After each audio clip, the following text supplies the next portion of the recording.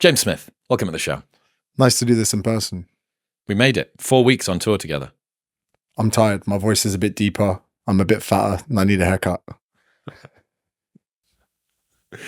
It's been a journey, man. It's been good. I was maybe expecting that much time together with anyone. There would have been maybe some physical altercations, maybe some strong arguments, but actually we got on very well. You're very meticulous to detail in projects that we work on, but as far as a traveling and working a company, you were fantastic. Sufficient chill. Yeah, just like I could tell when you're tired because the AirPods go in, the eye mask comes on. You have your own way of gesticulating a do not disturb mode. Right. Okay. Yeah. I think so. No, you're right. I'm trying not to talk about tours so much because I feel like it's all of the things that I sometimes switch off about when I listen to other podcasts. Whitney Cummings taught me this thing. She was sat in that chair a few weeks ago. She said, in order for life to imitate art, in order for art to imitate life, you have to have a life. And it explains why comedians who just spend all of their time on the road only have road life to talk about. They have airports and dinners and shows, and that's it. And I'm trying not to do that, but it's been really formative. It's been really interesting for me to, see kind of what happens in person at these events and these experiences. Well, it would be very easy for yourself to not. You've created a comfort zone now where you have a microphone, you have some, research you would have done on a guest, and you have the routine of seeing that person. The idea of going on the road to a lot of people is something they would be very fearful of. It's absolute chaos, and it's just unpredictableness. You're meeting new crowds, new hecklers, new events, new flight schedules, new airports. Like even every day you've just got the anxiety of your luggage not coming through from the carousel. So not for me, baby. Mr. Hand luggage only. Hand luggage only. Whole luggage is a psyop meant to keep you poor and late. Talk to me. Obviously, we've done this one, but you've done 5-10 tours before this. What have you learned from touring in general? You've created content on the internet and spoken to people through the screen a lot, but then you get to speak to them in person. What do people who are existing mostly online not know about what the real world's like? Well, first of all, I'm sure you've experienced this face to face. When people meet you in the street and they compliment you and say, "Oh, Chris, I love your podcast," you see that little glimmer in their eye where they actually realize you're real. And sometimes they'll say it, they're like, "Oh, you actually exist." Because whereas, characters in movies or, actresses in certain TV shows, the real person or the person in their imagination doesn't physically exist. But then when they meet you, you do. But then even when they see you online or absorb your content, they kind of know that you're performing for them. So being able to see your, idiosyncrasies or just certain ways that you act or the way that you would engage with them or maybe give them banter in real life, whether it's from the stage or the meet and greet doing a selfie, they get to see like a side of you that they've never experienced before. And it's almost, you would hope is, quite charming. They go, "Oh, you actually exist." Now, doing that as like activation around in different people's towns, like even the way that you would make jokes local to their town, not only makes them feel like you're real, they feel seen, which is like a really nice combination for them to have for someone they might admire online. Definitely one of the things I've realized is how much more positive the world is in general than it seems through the internet. The internet is very sardonic, it's quite cynical, it's quite cutting, it's kind of a bit standoffish and tries to be aloof and cool. That's what comment sections are. It's always like I don't care about you, I don't care about what other people think about me. And in person, people seem to be a lot more prepared to be vulnerable. We had one bad comment the whole tour. One bad comment. What was it? Where pretty much she wasn't taking the piss out of you, she's taking the piss out of me. And so like the person that wrote the comment thought that they were going to get like a real big breakdown of how I wrote the books, the process of writing and all of these things. The fact that we called the tour the C word should have let off to the level of sophistication and maybe the amount of vulgar that would be in it. But then you think, so thousands of attendees, one bad comment, you're looking at maybe 0.1% being generous.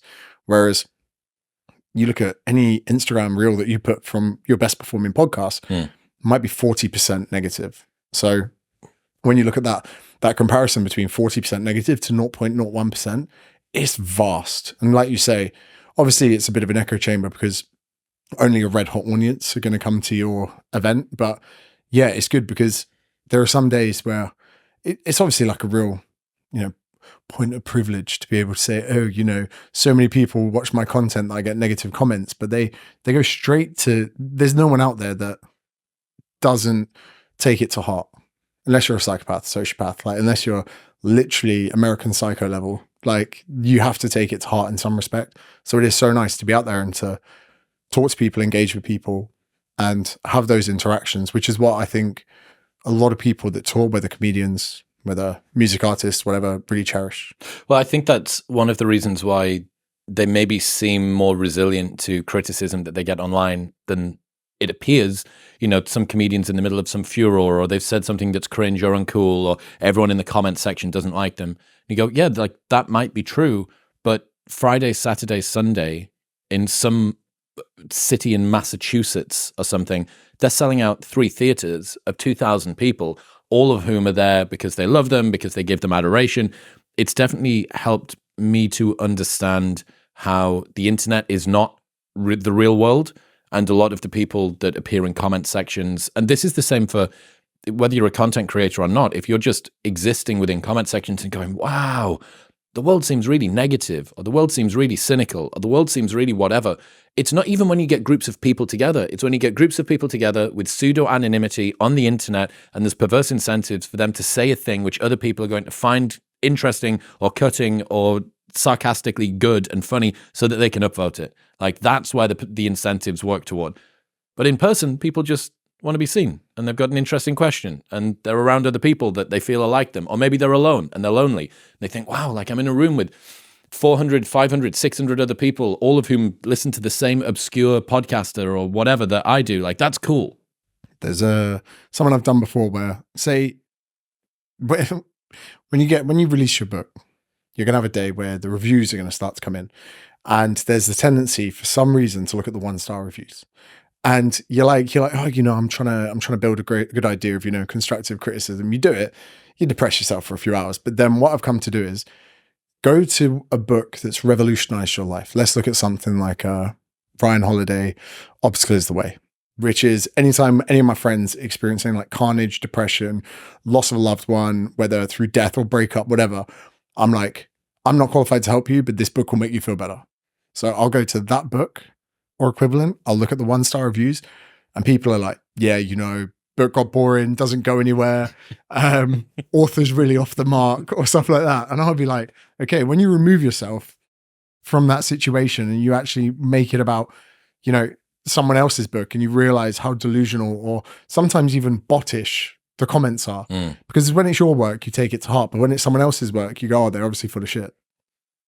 Yeah, so interesting to observe that. Well, look, I got you a gift to celebrate the end of your first ever America tour, which is a Texas Longhorns jersey with Smith 23 on the back, given that it is 2023.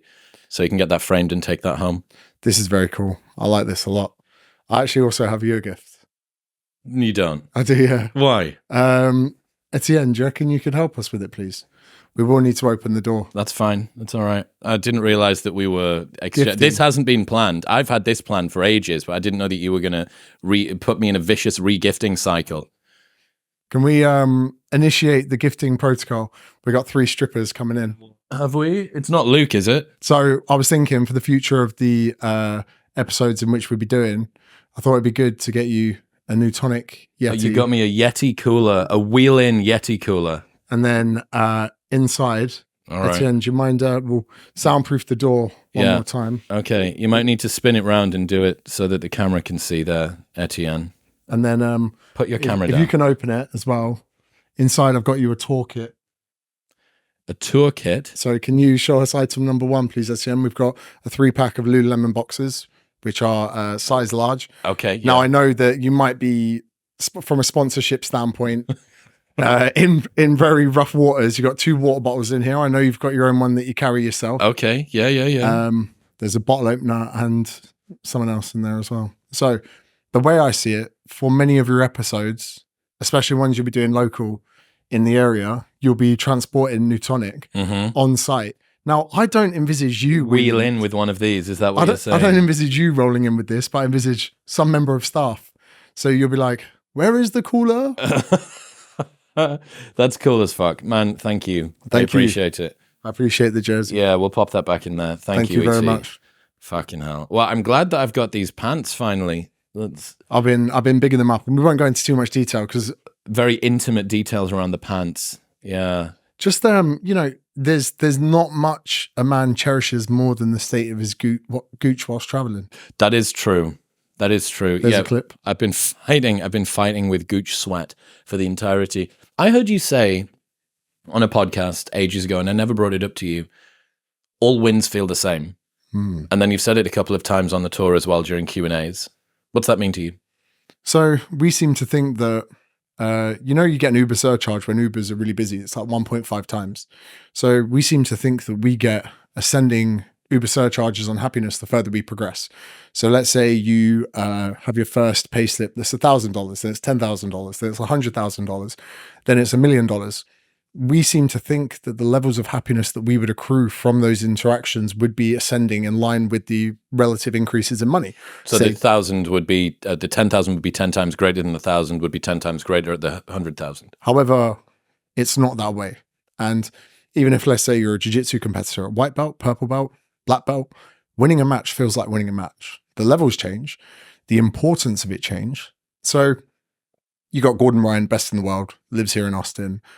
When he wins, let's say, the most prestigious ADCC final, those emotive, responses from the brain and that chemistry is the exact same to someone listening to this podcast that starts jiu-jitsu next week and in 3 months' time competes for the first time at white belt. When they get their hand raised, they get the exact same feeling. Only if your mindset is wrong would you deny yourself experiencing that because you seem to think it wouldn't be at the same level as someone else. And you maybe starting a business that you love and breaking even in your first year could feel the same as far as a win, as far as someone going to, sell their business for hundreds of millions. Like the wins feel the same. And I don't feel like we're ever told that. We kind of learn it along the way. And I think a lot of people can feel like they're broken because I know for a fact you actually didn't feel as happy as 1 million subs as you did at 10,000. Correct. So giving people, there are going to be podcasters that listen to your podcast that are thinking, I'll be happy when I get 100,000 subs. And you just need to remind them that it's going to feel just as good when they get 10K. Yeah, there's a lot of problems around expectations. And, there's an idea where expectations rise more quickly than reality's ability to deliver that to you. And that's dangerous, right? If you think that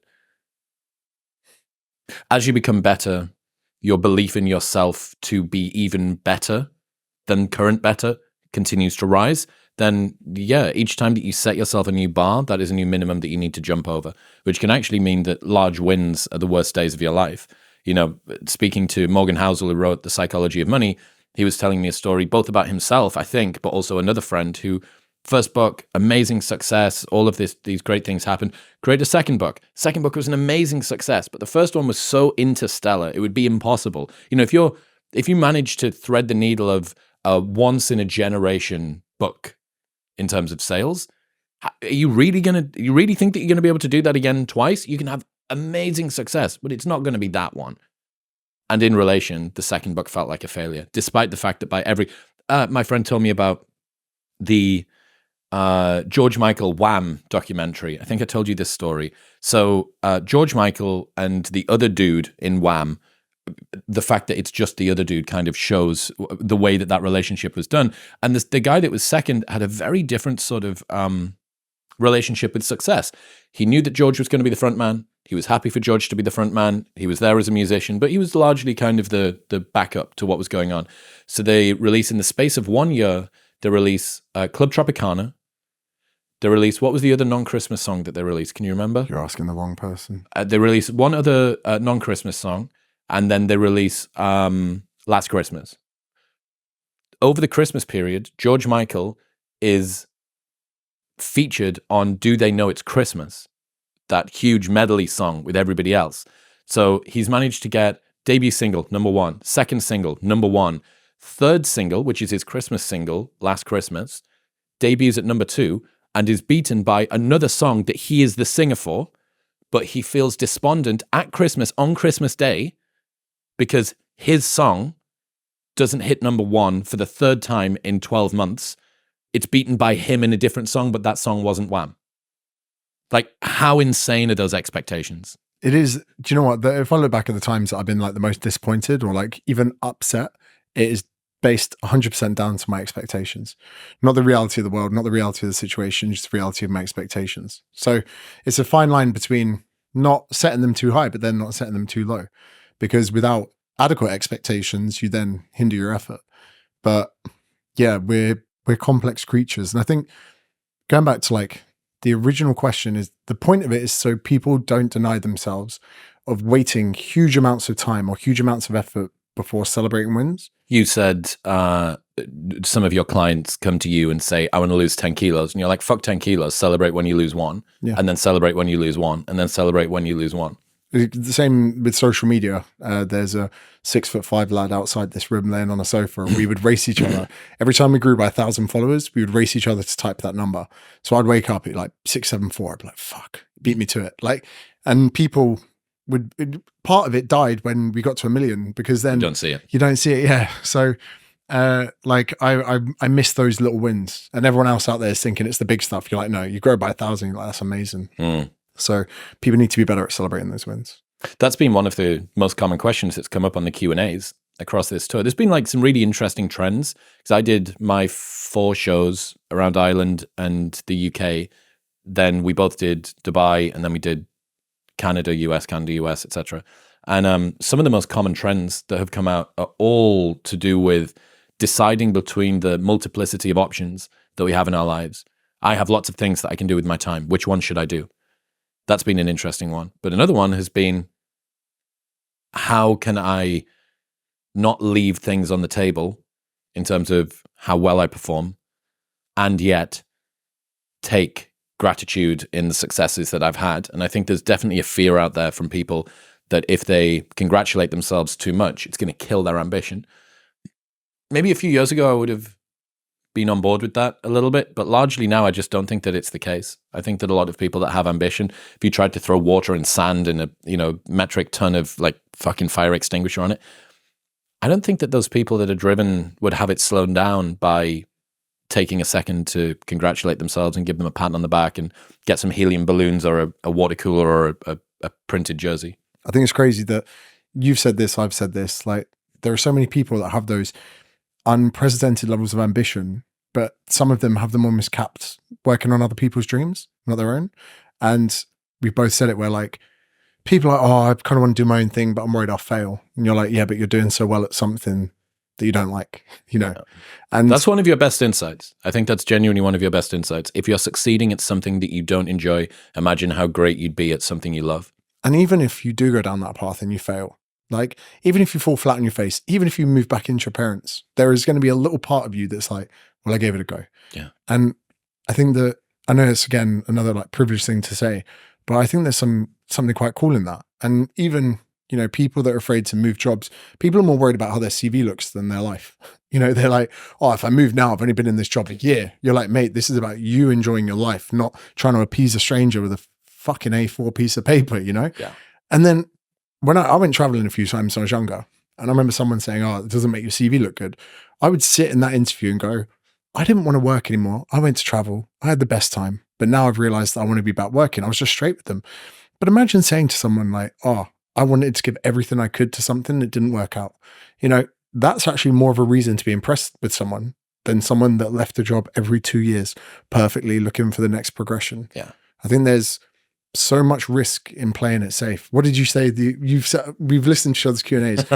Tell people about the average American. Average American is obese, divorced with less than 1K in the bank. So by doing what everyone else does, it seems like a safe route, but it's not. It's actually a reliable way to achieve a life that you don't want. Exactly, yeah. That's literally encapsulated, because so many people are fighting to do the normal thing. The normal thing is to play it safe. And I've said this, right? The majority of people are pessimists because the majority of optimist people found their way out of the gene pool. There's going to be some, absolute experts in human evolution. They're going to be like, "Ugh," enters the chat. But ultimately, any single human through hundreds of thousands of years, oh yeah, we'll get across that river, out the gene pool. Oh, it's not that cold out the gene pool. Oh, it's only a couple of bears, out the gene pool. The evolution is all of the people that are risk averse, worried about things going wrong and avoiding all the opportunities that are around them to the point that they don't take risks. But now we have this massive primal mechanism of fear that is supposed to keep us alive. And now we're associating that mechanism of fear to really trivial stuff like, how does my CV look? What if I ask the girl for a number and she says no? Yeah. What if they don't like my first line I use on Bumble? We're using this massive primitive keep us alive mechanism to everyday tasks, and it's keeping people from doing the one It's thing. like in the past, only the paranoid survived, but in the present, only the optimists thrive. Ooh. Just come up with that. But it's true, because given the fact that you can't predict the future, you have to have some sort of fantasy about how the world's going to go. And that fantasy can either be negative or positive. So why not pick one that's enjoyable? Just pick one that makes the world seem a little bit rosier and assume that the glass is half full. And this is so wild for me to say, because 6-7 years ago, I was still am very conservative, very risk averse, all the rest of it. But it wasn't just showing up in my actions. It was showing up in the way that I perceived the world too. Whereas now it's kind of like, prepare for the worst, hope for the best is kind of, I guess, how I would set myself up. Still, in terms of actions, very risk averse. But in terms of the way that I see the world, pretty optimistic and pretty hopeful. But you've got another thing that says becoming feels better than being. Well, that's Carol Dweck's. Is it? Yeah. Well, just in case. Well, you repurposed it. But it's true, right? What is it that Drake says? People don't want you when you have things, only when you're going there. Like, if we were to paint I think it's dangerous to paint a finished product, which makes becoming something very difficult. The version or the idea of becoming something, whether, and that's always going to morph. One day becoming a father, one day becoming a grandparent, one day becoming a business owner, one day becoming whatever it is. The journey of becoming something, I think, is so much sweeter. I even think in martial arts, becoming a black belt, the way towards it is probably a lot more beautiful than when you accomplish it. When you get the black belt, even though it's the most, best achievement in martial arts, it'll feel just like all the belts you had before. Within 3 months, it was just, it's just a belt. It's such a weird way of doing it. But again, it is that thing of saying to people, the version, stop for a second. You might say, what was it Hormozy said? He said, during my 20s, I wanted to be a millionaire. Now I'm a millionaire, I want to be in my 20s. So many people might want to work towards something so much. And then by the time they get there, they'll just want to be the version of themselves that was working the way towards it. Ricky Gervais as well. He said about the amount of times he presented The Office to TV production companies, they declined it. They didn't want it. Tons of times. He struggled. He, went through all these different phases of his life. And he said, if I could trade all of that effort for the same amount of money, I wouldn't take it. He enjoyed the struggle getting there so much. But is it only worth the struggle because there was glory in the end? That's an interesting point, which is, I could never answer that. There's a survivorship bias there. Of course, yeah. Right? Which is, it's how many people have the platform to talk about how grateful they are for the struggle that didn't make it to the point where they have a platform, right? How many people, I was listening to this really funny Boys Cast episode with Danny, who we partied with in New York, and him and Ryan were talking about how young kids that want to become creators are kind of being talked out of it a lot of the time by their teachers. And then you hear these rappers talking about like Mr. Henderson in year 9, like, you didn't believe in me, but Mr. Henderson, I've shown you now. But he's like, yeah, but how many fledgling rappers did Mr. Henderson save from a life of shit SoundCloud uploads? So the survivorship bias that kind of gets layered in here, I think, is interesting. But the ultimate answer is that Ricky Gervais wouldn't have achieved the success had he have not stuck about. So maybe it's a tail, like a far right tail outcome. But if you get rid of that, you lose all of the tail, right? If you start to bring that in, and if people don't have that hope. Every single morning for over 3 years now, I've started my day the exact same way, which is with Element in water. Element contains a science-backed electrolyte ratio of sodium, potassium, and magnesium, and it is the best hydration drink that I've ever found. It tastes fantastic. It's super refreshing. Orange is just the most OP flavor in the world. It's absolutely phenomenal, and it helps to play a critical role in reducing muscle cramps and fatigue. It regulates your appetite, it optimizes brain health, and it helps curb cravings. They're also the exclusive hydration partner to Team USA weightlifting and relied on by tons of Olympic athletes and everyday high performers all around the world. Also, there is a no BS, no questions asked refund policy where you can buy a box completely risk-free, and if you do not like it for any reason, they will give you a refund during an unlimited duration, and you don't even need to return the box. That's how confident they are that you'll love it. Element are giving away a free sample pack of all 8 flavors with your first box if you go to the link in the description box below or drinklmnt.com/MW. That's drinklmnt.com/MW. The other thing as well is, because of this cult of despondency and cynicism online, the minimum bar that people are prepared to quit at continues to get higher and higher, right? That people will quit much sooner than they would do previously. And this is one of the things, like I really wanted to bring this up, and I really thought it was important for me and you to talk about this, about how much like uncertainty and luck and randomness and like self-doubt both of us had during everything, including stepping out on stage, like pretty much every single night. That in Elon's book at the moment, he kind of goes through, Walter Isaacson explains just how hard he had to work. And I think that stories about success coming about due to incredible levels of hard work makes achievements seem more attainable, not less attainable. Because if it was no hard work, you go, well, where did it come from? Oh, it just came from luck. Oh, well, how the fuck am I supposed to manifest that? Whereas if you say, oh, all I did was just the same thing 750 times over and over again. It's like, oh, well, like anyone can do that. It's going to be hard, but it's not an impossible feat. It's not some ethereal out there in the fucking astral realm, like piece of luck. It's not being bestowed by anybody. It's just a thing that happened. And sure, there is luck and randomness on top. But I think being open about the process and the hard work and the self-doubt makes things that are incredible seem more achievable. I'm going to answer this in 2 ways. The first part about the survivorship bias, 100% credible. But I also feel now that biases can be used to just counteract someone's points, because you might make a really, really important point that makes me think, oh, I need to work harder. I need to be doing more. But what you've said might challenge me to the point that I might now pick a bias to use as a Nuno reverse card. So you could say to me, you're like, James, if you want to have a successful podcast, I recommend you do 500 more episodes than what you've done.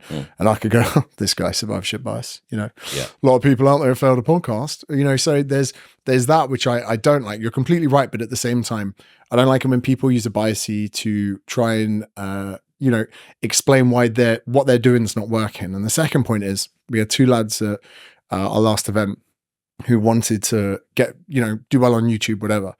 And they were telling me this, telling me that. I was like, do 100 videos. And they were like, oh, yeah, cool. I was like, yeah, but stop that to make 100 videos. And he asked me something else. I was like, mate, you are not going to learn what you suck at until you do 100 videos. And I said, out of 100 of those, one of them is going to do better than the others. And I said, you can now look at that one and go, why on earth did that one do well? And then when you've done 100, you should probably do 100 more videos. And I could slowly see it like settling in with them. And ultimately, people aren't going to learn until they start doing the work. And that level of work for some people is fine, for others it's not. But you have to have like an unwavering belief that it could work, like you say. And I actually think fantasy is a great word to describe it. In the early onset of using social media, I didn't make enough money that I could save it. So instead I was like, okay, I'm going to make a different interest savings account, which depends on effort, not money. And that interest savings account is going to be convincing hundreds and maybe thousands of people. And that's not hundreds of thousands, that's hundreds, maybe thousands of people that trust me as a coach. And I thought, I can't make enough money to put away tens of thousands into property or anything else. And instead I was like, I'm just going to work hard to get these people to trust me. And I think that is such a powerful tool that anyone can really do despite the effort. Are you going to have a big enough pod to be invited on Rogan? Probably not. But if you put in that amount of effort, could you get a small collective group of people to maybe come to your event, buy your product, do whatever it is that you're working to do? Chances are probably. And again, like there has also been people at our talks that compare their podcast to yours.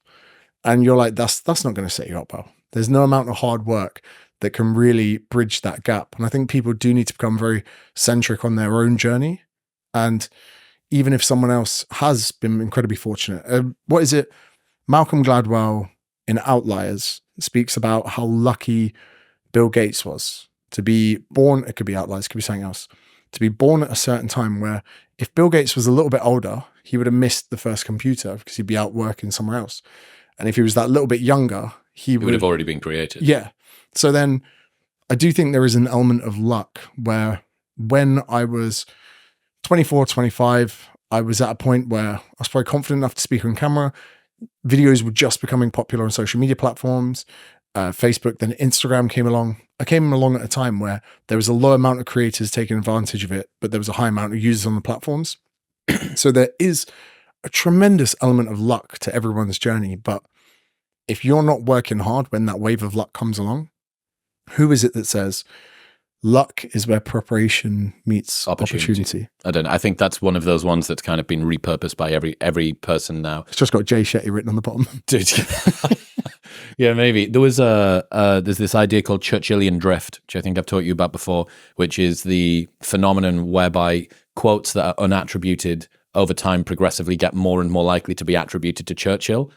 And like, yeah, it's good. Literally, it's a name called Churchillian drift. It's like, I think it was Churchill that said, "Luck is when preparation meets opportunity." And it's just one of those guys where you go, "Yeah, that seems about right. Let's throw it toward Churchill." But no, I don't disagree about the timing thing. One consideration I've had in my mind for a little while is don't assume that something you see as obvious is obvious to everybody else. You know, you seeing video creation, well, there's quite a lot of people that watch video and I watch video, but there doesn't seem to be so many creators. That might be to you, if you had the wrong mindset, well, everybody knows that. Everybody knows that. So what's the point in me trying? If you look at the growth of podcasting per audience over time, it is just continuing to go like that. I think it's maybe last year by a percentage started to tail off a little bit, but still huge numbers.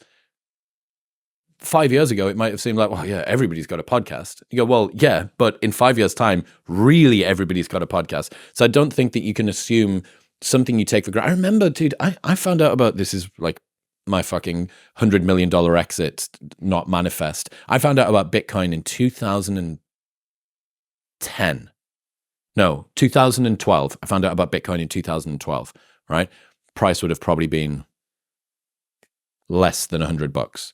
I found out about Ethereum in 2016. Price was, I remember it wavered between 90 and 120.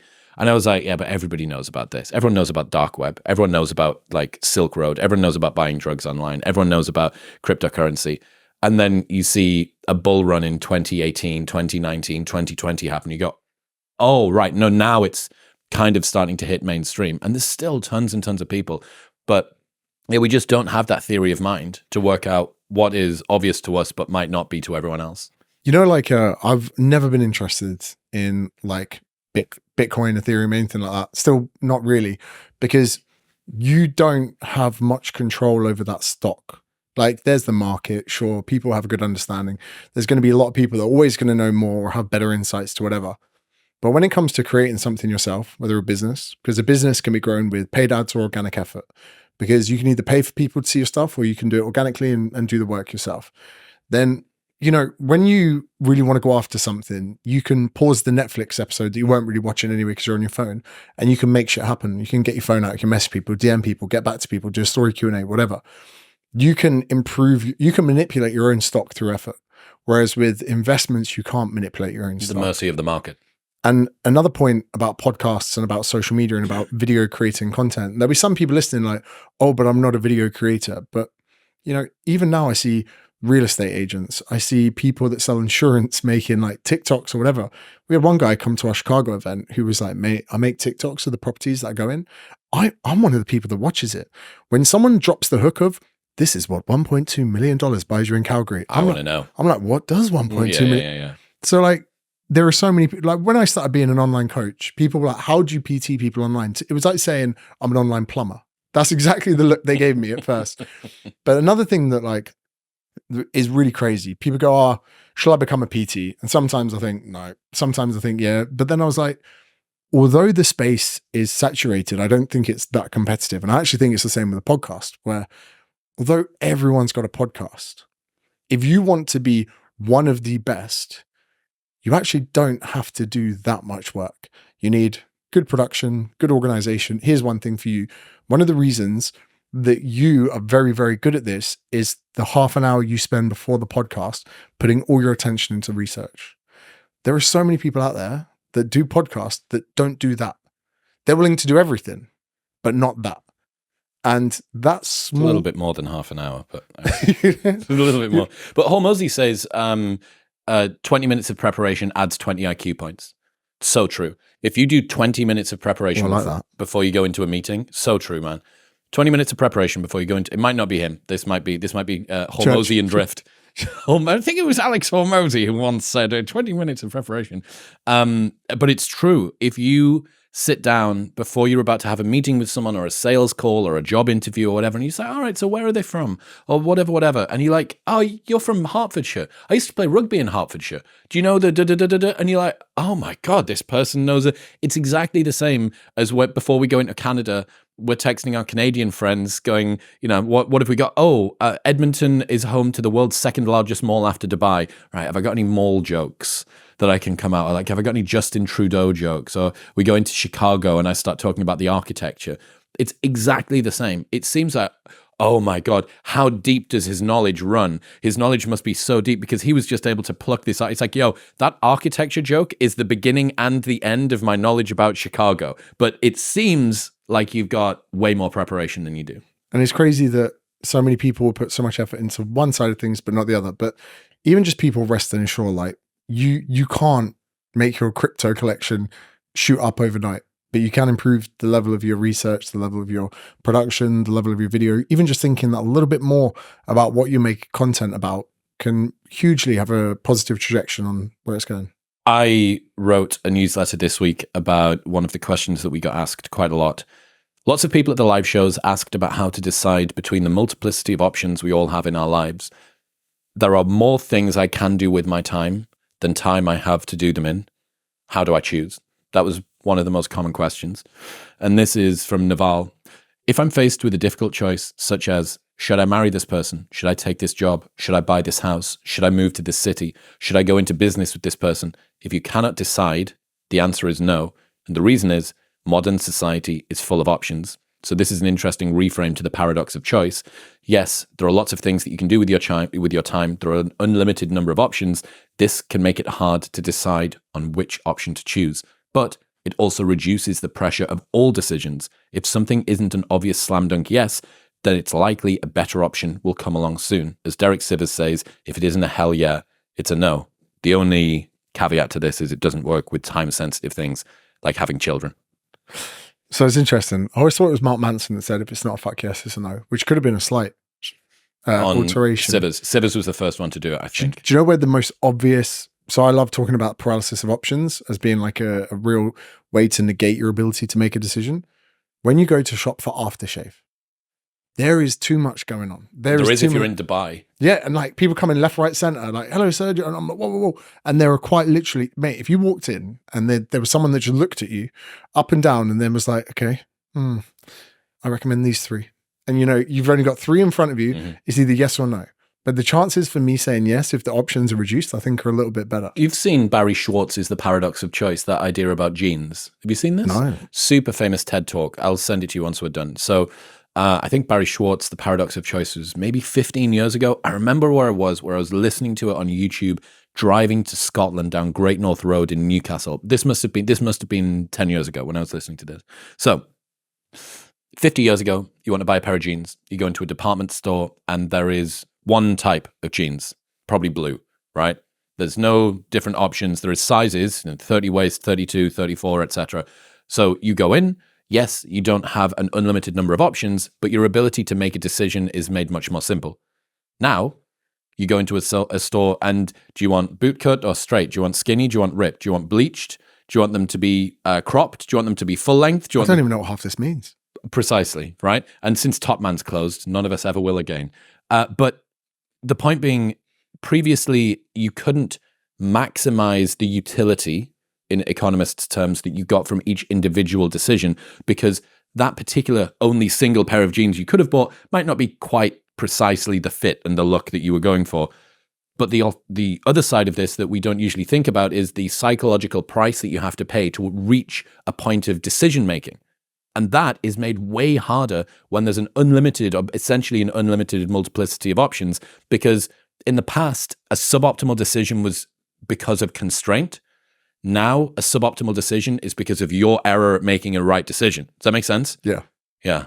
Back to the second point of what you said about having children. Having children is this really interesting thing, right? And I think there's almost a plague. You got people that, we've spoken about ambition, incredible thing to be riddled with in life, a dissatisfaction with the norm, a dissatisfaction of average, all of these things.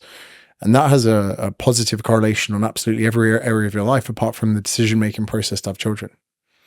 Because there is a point, and I wonder if you're in this part of your life right now, where the table feels hot. Everything you do goes well. Every episode you do, like the Goggins episode, for instance. Yep. Nearly could not have happened, but you persisted. You fought for it. You got in there. It happened. It slapped. It did amazing. It's pretty, I think it's the video you have on your channel. It is. It's the channel trailer still, yeah. And you think, oh, if I'd maybe been up all night with a crying baby, would I have had the persistence and the tenacity and the audaciousness to say what I said to lock that in? Mm. So now you create this argument in your head between the table being hot, because in some respects, you do need to turn your back on the table a bit to bring up and raise children. Yeah. Decide in advance what you're going to suck at. So have you made any decisions in your mind? Do you push it back to an age? Because readiness is a very subjective thing when it comes to children. If you say, I'll wait till I'm ready, you might wait until you're no longer fertile. Mm-hmm. So then the second thing I believe people do is they set an age, but then that age seems to be pushed back year by year. Well, this is when I will have kids, is usually this is when I will start to think about having kids. And that is, what if the relationship that you're in doesn't work? What if you decide to start dating, but it takes time to find someone? What if you cycle through multiple relationships? What if your other partner, what if it takes time to conceive? So yeah, I think whatever the reverse of a buffer is, like an inverted buffer, like start sooner than you think you need to if you want to have kids, probably not a bad idea. But you're right, like I do think about this a good bit, and it's hard to say this without coming across wanky, so I'll try and do it without annoying the internet. But the table does feel hot. Like pretty much anything that I touch at the moment seems to go well, and that's terrifying because it's a very high place to fall from.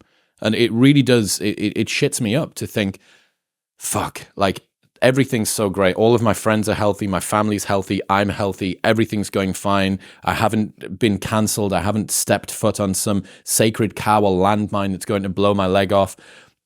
Every single month, the show grows more. Every single month, we've got better guests coming on. Dude, the fucking Q1 for next year is just so insane. Like dream guests that I've wanted for decades, or the coolest guys on the planet, messaging me on WhatsApp, like, yo, man, can't wait to get this thing sorted in Miami or in LA or in London or whatever. But it's a high place to fall from. And that's like really, really scary. It's the opposite of expectations. It's like you actually got to taste what it was like to be there. What is it that Will Smith says? Being famous, gaining fame is amazing. Being famous is a mixed bag, and losing fame is torture. I think it's something that I think about a lot. And I think that I've been trying to, I told you I had that ADHD assessment, and in it, they told me I had anxiety. And I was like, that's not the cool one. I was like, that's not the cool one. I was like, take that back, shut your mouth.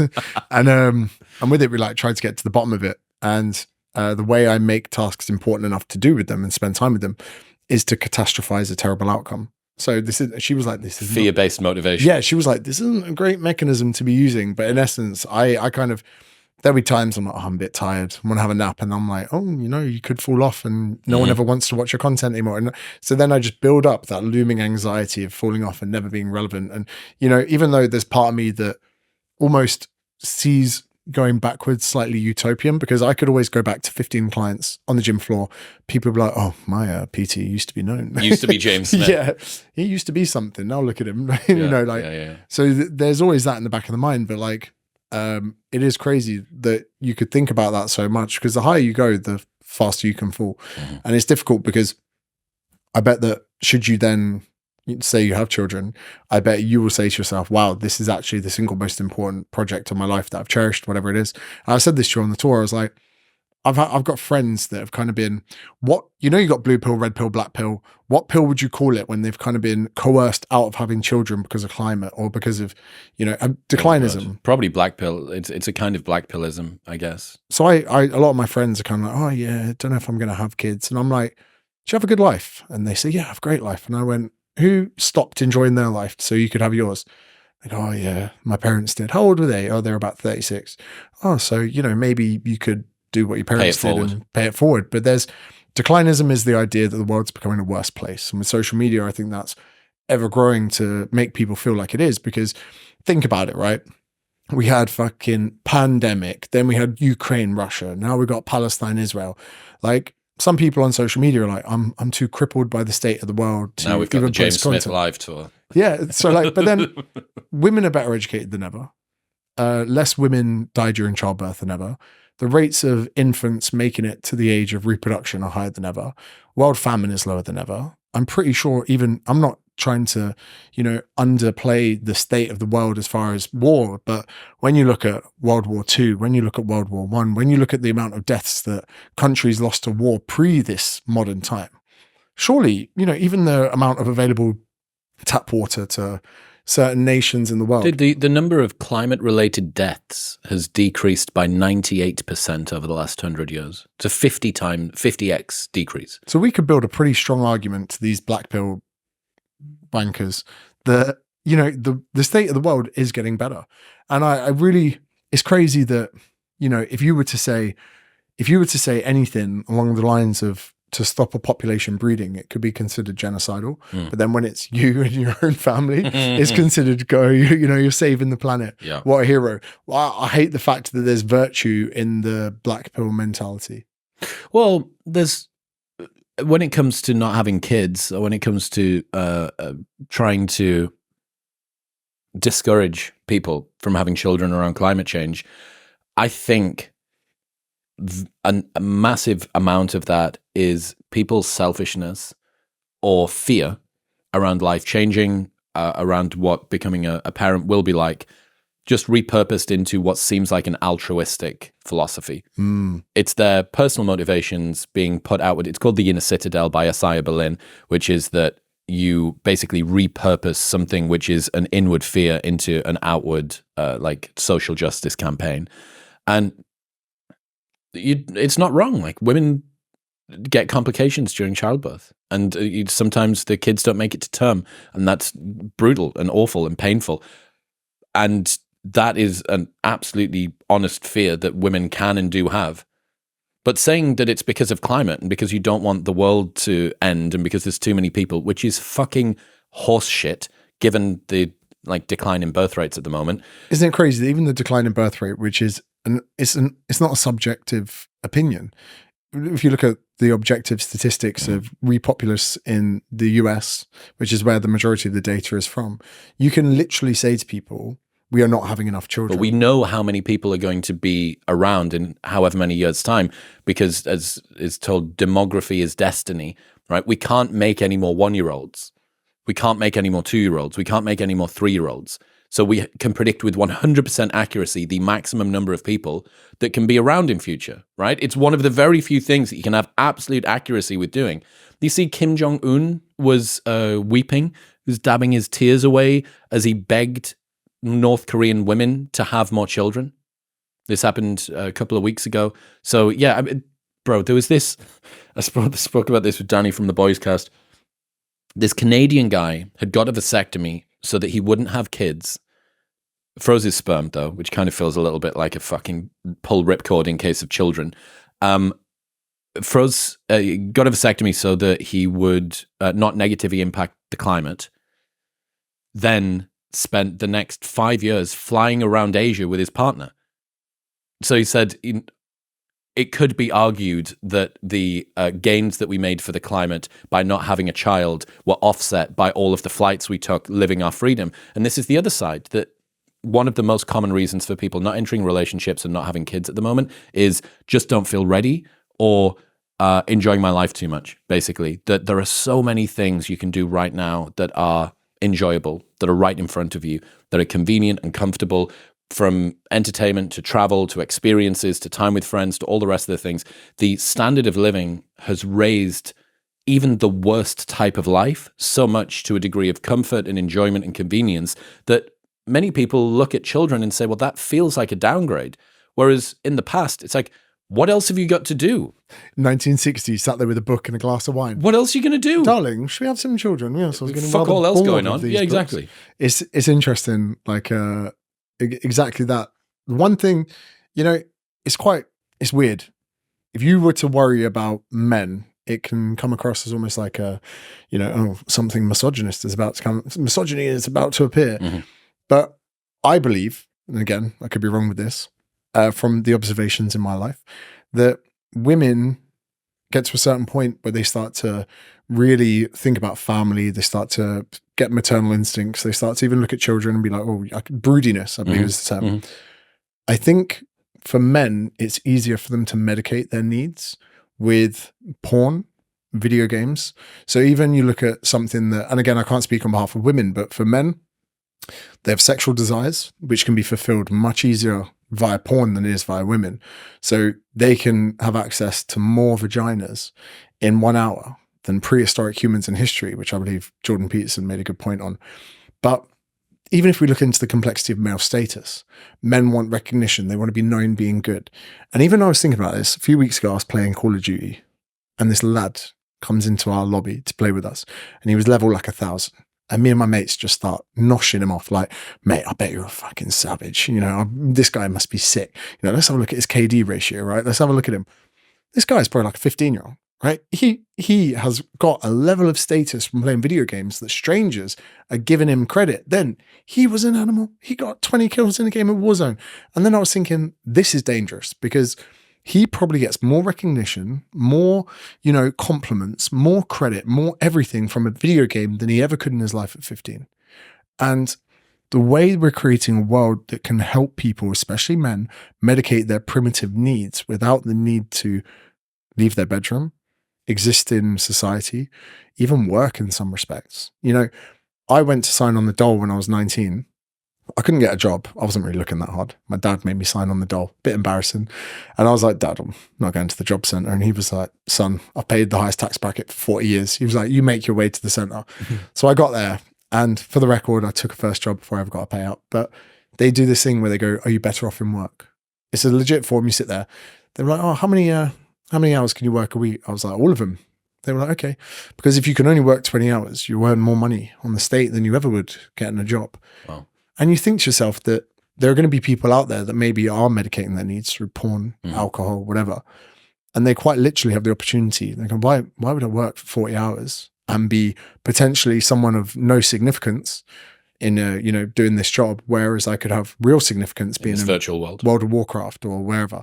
And video games are only getting better.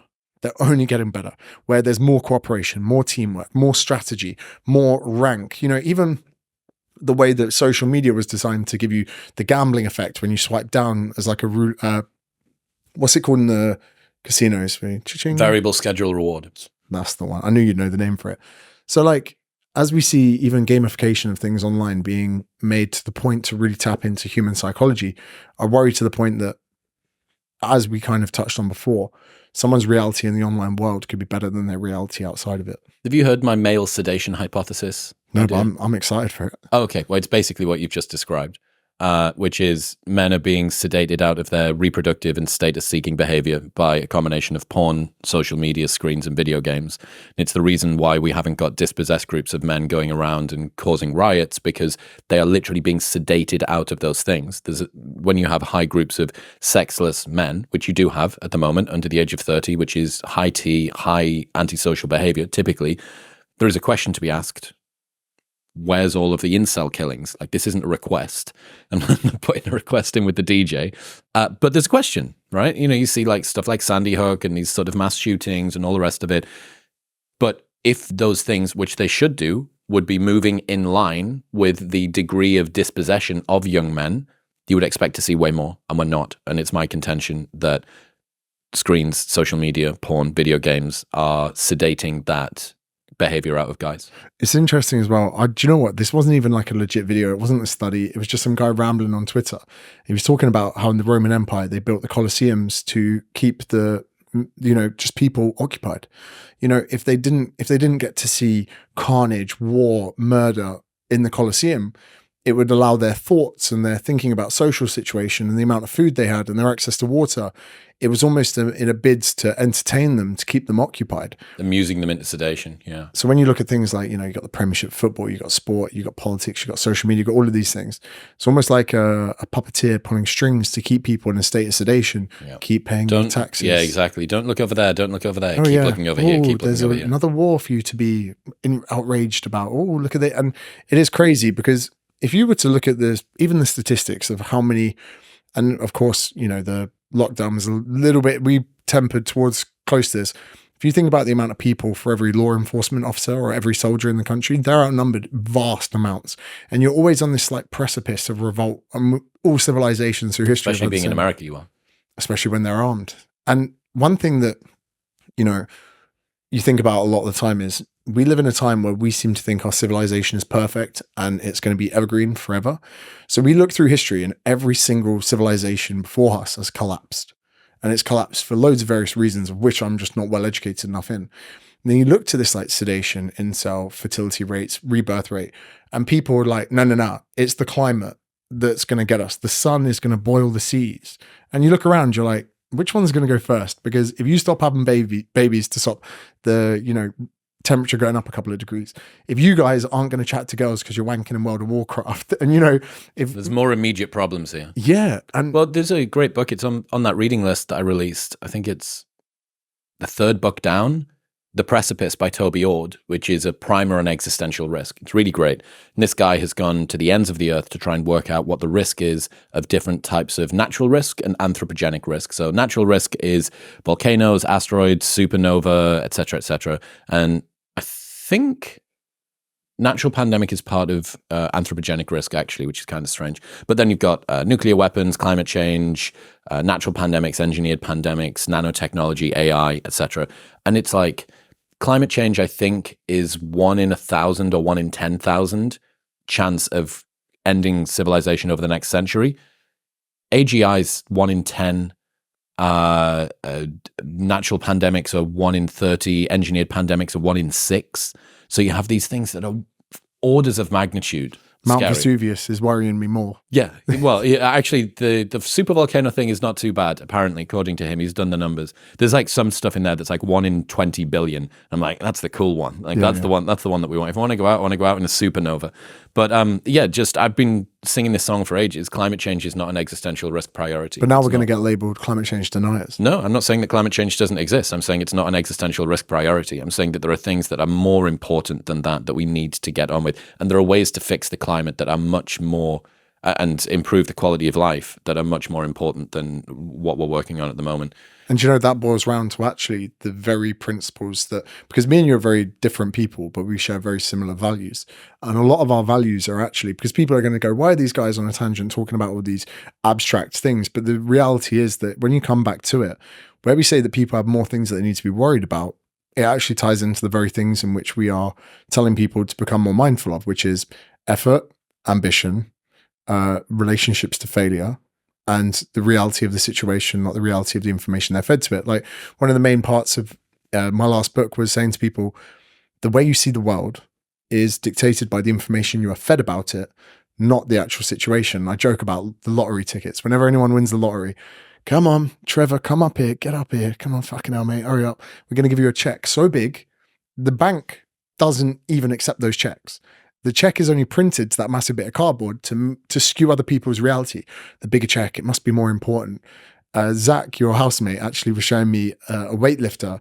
I think he clean and jerked like 210 kg, and they brought him out a massive check for $250. And he's like, mate, that check must have cost $100 to make. So like, when we see these little tricks that are played by people to paint the reality of the world around them, such as the big check to make people feel like they're actually going to win the lottery, we need to realize that even just a few friends in your social circle who are pessimists or doubters or whatever, that does influence your reality to how you see the world. I mean, you've probably experienced this a lot since moving to Austin, right? So in Newcastle, even if you were to go see your friends at the pub, whatever, they're not on the same wavelength as to the level in the place you're at.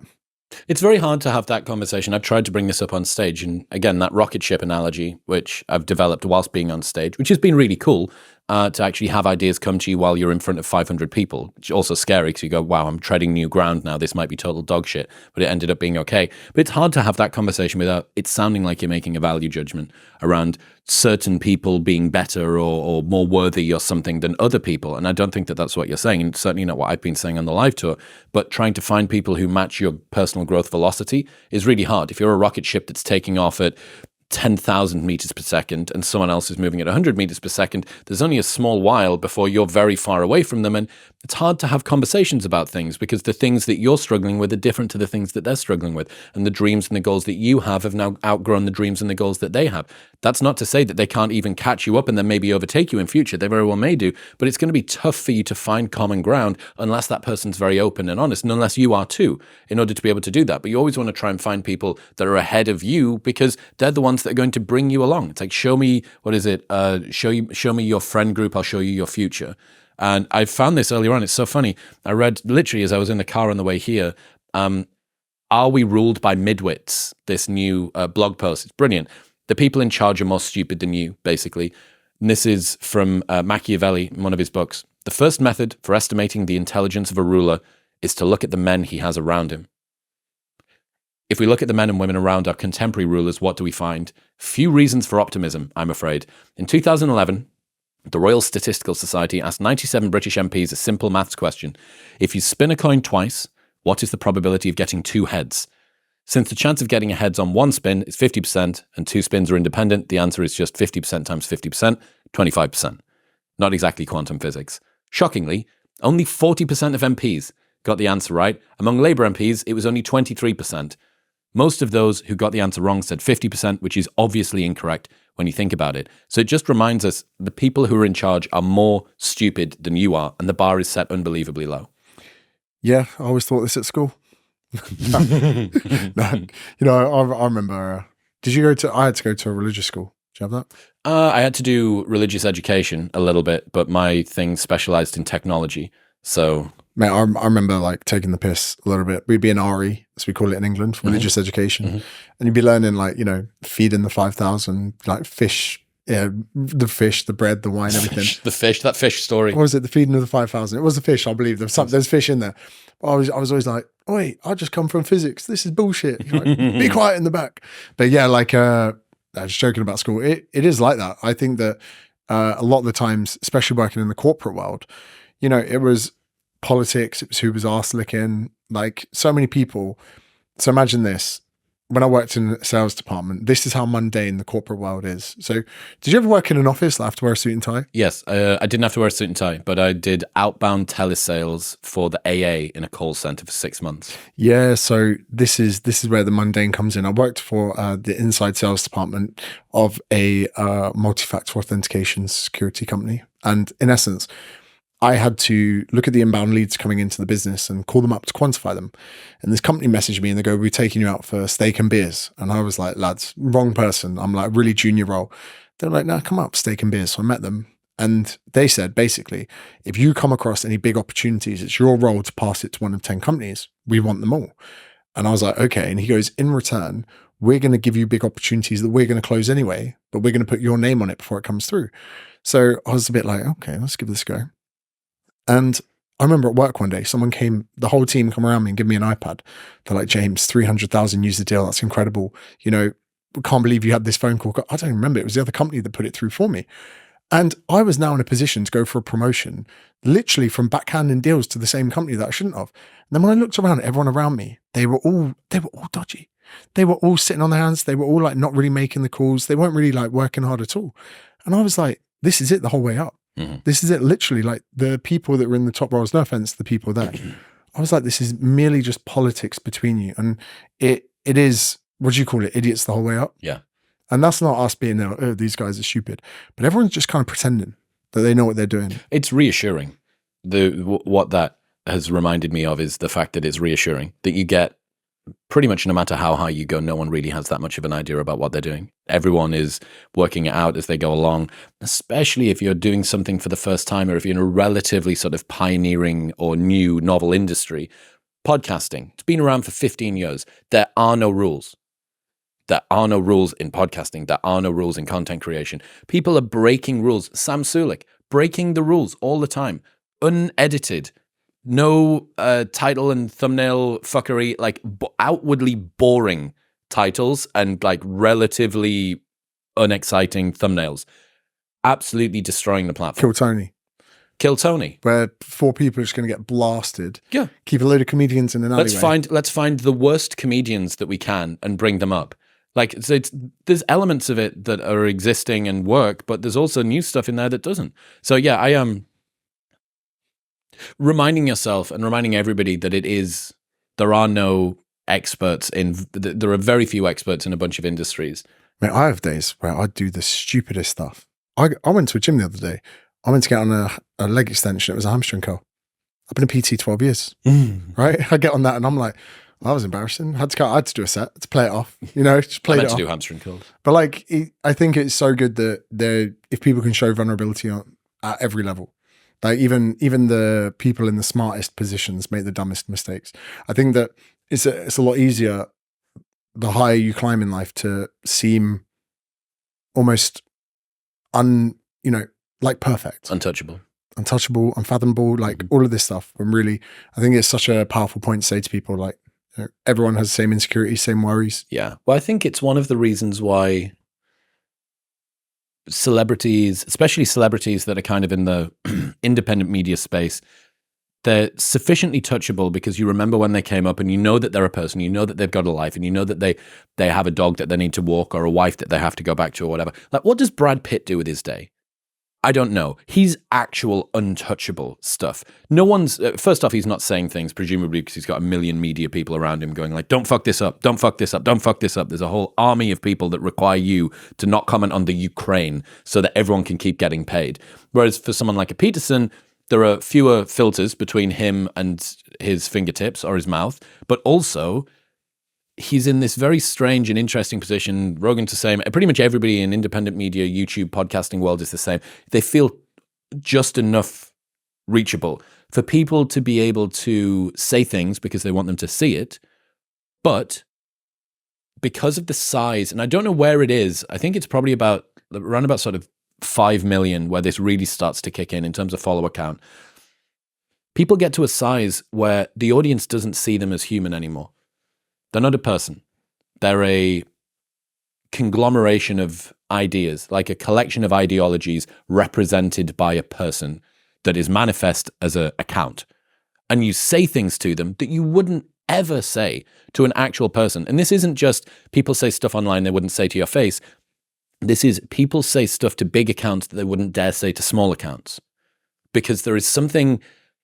Maybe it's like, he'll never look at this. Yeah, he'll never see it. He's got enough money that he can get away with it. It doesn't matter, whatever. Like, that just seems to happen. And the bigger that someone's platform grows, the more virulent and mean and cutting the criticism is. And I think that's just like a dynamic that I've observed where people are prepared to say really fucking heinous things about people when they're a large account that they wouldn't be prepared to say about them when they're a small account.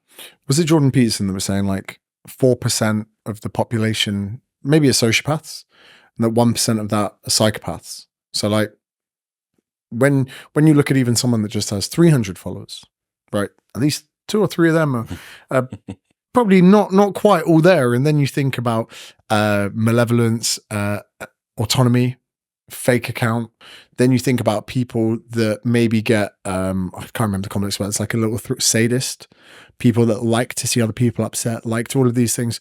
So then when you break it down into the numbers, even a very small account or a small podcast with only maybe even a few thousand downloads or whatever, you're still now trickling over the territory for coming across someone who is just an evil. But that law of very large numbers thing, when we were in New York on Saturday for SantaCon, 8 million to 1 odds things happened. 8 of them. 1,000,000 to 1 odds things happened 8 times on average in New York. if you have a sufficiently big data set, sufficiently big sample of people, really crazy outlier events start to happen pretty regularly. And it's the same thing. You have enough people that vote, that have access to Twitter, that know who Elon Musk is, that know that this particular pop star is coming to their town. I think about this. I think about Taylor Swift more than I should admit, given that I didn't think about her at all until 3 months ago. Think about the security concerns that someone like Taylor Swift has, right? I would guess it's on par with the president, where there's so many people and they're so motivated, such a huge bucket of people, and they're so motivated to try and get something out of her. And you filter that down, it's 1% of the world of psychopaths, and of those 1%, let's say 1% of them are people that are motivated, and 1% of them are motivated around Taylor Swift. She's got an army of people. Even after you've filtered it down from 1% of 1% of 1% of 1%, you're like, that's still 2,000 people that can't go within a mile of her. Exactly. Yeah. Exactly. Do you know what's wild as well, right? So let's say you've got 1.5 million on YouTube, you've got 1.2 million on Insta, which is a lot. But then in the population of the world, it's not massive when you've got listeners worldwide. I still can't fully get to grips with the fact that people will say, stop you in New York. Hey, mate, love your stuff. Chicago, hey, mate, love your stuff.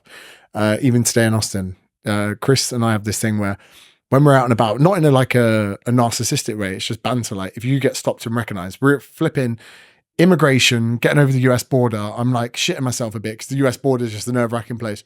1-0. And I'm like, right. But the other person has to be present for it. But earlier on, I was in that Sun Life Organics paying £25 for fucking 2 smoothies. And this guy's like, love your stuff. And my first reaction was, oh, I wish Chris was here. I was like, oh, for fuck's sake. That was like, it's a waste. If you spread 1 million people across the world, it's not a lot of people. How the fuck are we bumping into them every day? Yeah, I suppose not everyone's hit subscribe.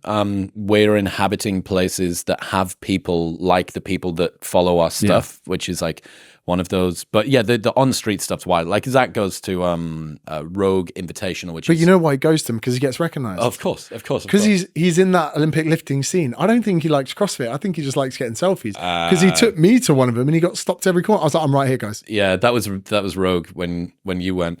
One of the things I've been interested in discussing with you is what success looks like to you now, because you've done a lot of the things objectively. Sold out Sydney Opera House, 2,000 people, sold out London Apollo, 3,500 people, 3-time best-selling author, all the rest of the things. But still, I've spent 4 weeks with you, unless you're an unbelievably good liar, still a very normal bloke. What's your conception of success, or what have you learned about success, given that you've achieved a level that most people would consider to be pretty high? One thing this year is that I've actually allowed myself to be proud of some of the things I've done. And it was only through, I've got people that follow me for say 5-6 years, and they've said, you've done everything you said you were going to do. I, for 5 years, have said, I want to get my residency. I want to find a nice girl and settle down. I want to get a dog and move by the beach. And I literally just went, dunk, dunk, dunk. I did it all in 1 year because I only got my residency last August. So then there was a time when I completed all of that. And then I wasn't like, now what? I was actually like, okay, now let's keep this up. Now let's, whatever I've pretended to be to this point, we now need to continue this. So success for me very much is just about doing the day on my terms. So I love making content, love waking up, love helping my clients, all of that stuff. And then I just need something to challenge me a bit. So starting a new book, as long as I can get into something and get my hands dirty with it, that's fine. As far as financial status, recognition, all of those things, I don't know if I really think about it too much, but whenever I put every video I do, I want it to be amazing. And then when it doesn't, I'm like, okay, cool, let's try again. With the book, I have a little bit more time to do it. But really, I've actually built my life to the point that the foundations are now really set in stone. I can't even relocate anymore because I have a dog, right? People think getting a dog is a little thing. Hopefully Kelpie lives 15 years. So I've now, dug my roots into the ground there. But really, as long as everything I do to my best, I'm becoming more process orientated than outcome orientated, which is how I got here in the first place. So success to me isn't about outcome, it's about process, if that makes sense. I said this, I think I answered a question on your behalf at one of the Q&As where something that I've always been very admirable, I've held in high admiration around you is your ability to turn things into a game. That follower count was just a game. That piece of content was just a game. that writing a book was just a game, and it's a game that you hope to win, but it's not the end of the world if you lose, or if you just have like an average performance, and it's not a comment on your self-worth as a human. It doesn't make you more or less of a person. If something does go well or does go badly, it's just information.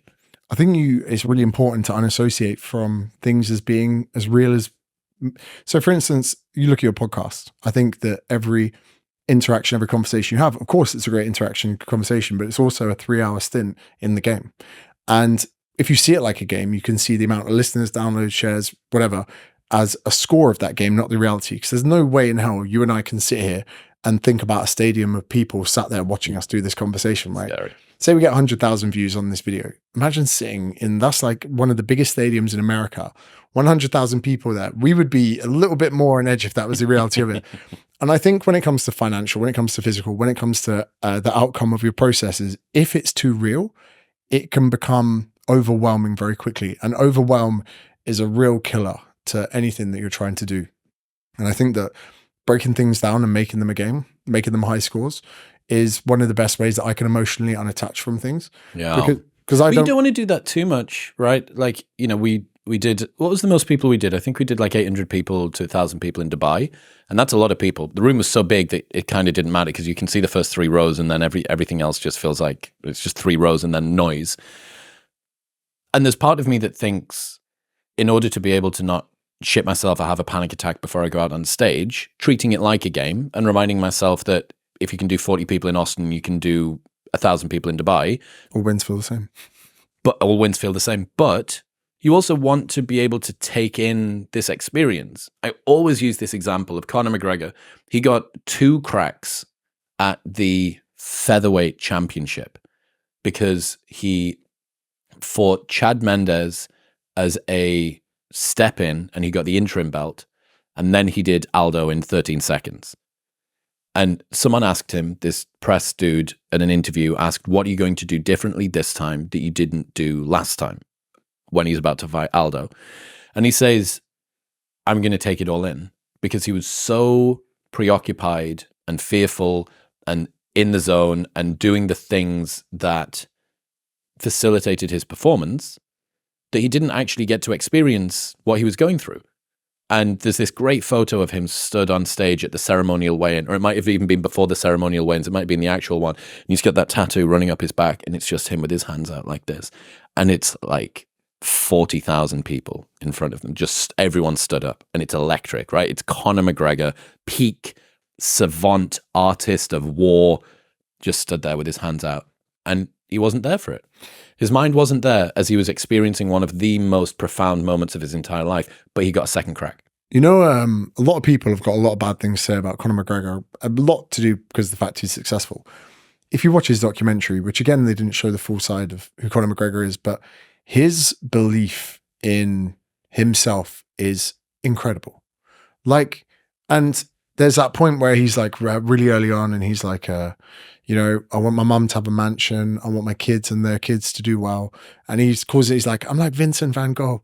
You know, I'm losing my mind. Yes. And like, it's actually quite inspiring to see someone with such an unfathomable belief in their outcome. But going back to the point of like, for me, when you do Hammersmith Polo, which you will one day, 3,500 people, it's black. Everything in front of you is just dark. You can hear them, you can feel them, but you can't see them. And Diran says this to me. He noticed this quite early on. He goes, you don't look at anyone. He goes, you'll go out there and talk for an hour and a half. You don't look at one single person. I go, no, I don't. I can't. Because if I look at them, they become real. So I have to try so hard because it is a really weird thing to do. You know, I was personal training for 4 years, just 8 to 10 people a day, 8 to 10 people a day, 8 to 10 people a day. If I get caught up in the reality of it being what it is, not, you know, imagine trying to think about 3,500 people having to buy the tickets, wait for the date, get in their cars, travel, park in parking. Some of them got hotels.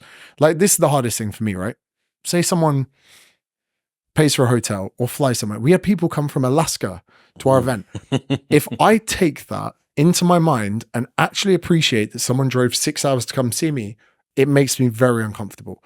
I don't even like presents at Christmas. I don't like compliments. I become very weird with any praise to the point I'm like, oh, thanks. And they're like, you didn't even accept that as whatever. So if I actually think, oh my God, someone's just come 6 hours, I want to have a panic attack and tell them, why did you do it? We joked with this. Everyone met in the Q&A. They would, I've driven 4 hours for this. I went, I wouldn't drive 4 hours for this. So for me, I like it being darkness. Sometimes I like not taking it in. I like not appreciating until it's over, where I can sit in the green room afterwards and someone goes, that was good. And I can then relax. Otherwise, are you concerned about, and not everyone is going to try and do a tour of speaking, but many people are achieving goals and fearful of realizing the magnitude or the size of the challenge that's in front of them, or dampening down their ambition by taking in that gratitude. Did we not say at the beginning of this that you need to celebrate your wins as much as possible? Biggest hypocrite ever. And come to think of it, I've been thinking about this. I think it's that I would rather they had a good evening than I had a good evening. I think that's the reality.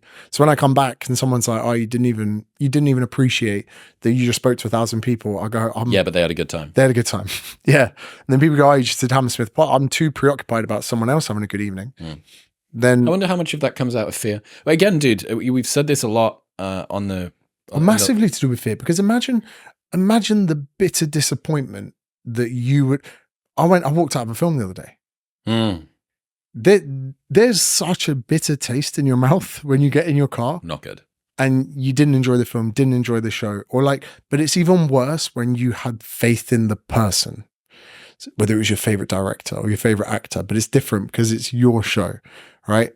And there's a part of you inside that, if you let them down, there's no coming back from that. I don't think there's any coming back. Member of the audience that you've lost forever. Because I know how much this matters to you from how much you've improved over the last few weeks. It's night and day. Crazy. If you think from IFS to the last event, wild. Your mic didn't work the other night and you handled it so well. I was behind stage. I was nodding. I was like, this is good. I was like, I'm glad his mic didn't work. It was better. Because I get to see his, almost that slight bit of, being vulnerable, but then you were funny, and then you were bantering with the guy's shitting himself, trying to put the mic back on. You put your Douglas Murray voice. Yeah, take it off. So yeah, I think that is important. But that's definitely something that I've considered, and a lot of people that maybe watch guys on stage or girls on stage that are even remotely competent just look at them like, oh my God, that must be so terrifying to do. But I've run the live show that we did 20 times, let's say, in the last 3 months. I did work in progress shows in Austin. I did my tour, I did our tour, and then we did IFS. The skill acquisition, if you just bury yourself in living and breathing one thing, and it's high pressure, and you've done an adequate amount of prep with a little bit of existing skill set, is outrageous. How quickly you can pick something up. And again, it goes back to that people being open about how hard they work is good, I think, because it makes what seem to be incredible achievements seem much more in reach, right?